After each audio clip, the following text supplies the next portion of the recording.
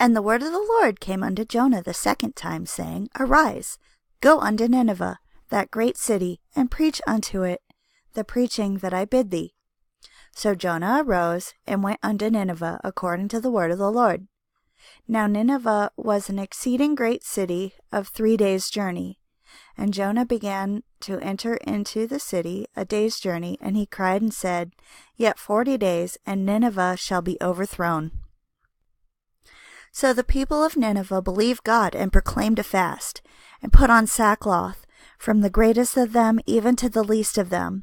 For word came unto the king of Nineveh, and he arose from his throne, and he laid down his robe from him, and covered him with sackcloth, and sat in ashes. And he caused it to be proclaimed and published through Nineveh by the decree of the king and his nobles, saying, Let neither man nor beast, herd nor flock taste anything. Let them not feed nor drink water. But let man and beast be covered with sackcloth, and cry mightily unto God. Yea, let them that turn every one from his evil way, and from the violence that is in their hands. Who can tell if God will turn and repent, and turn away from his fierce anger, that we perish not?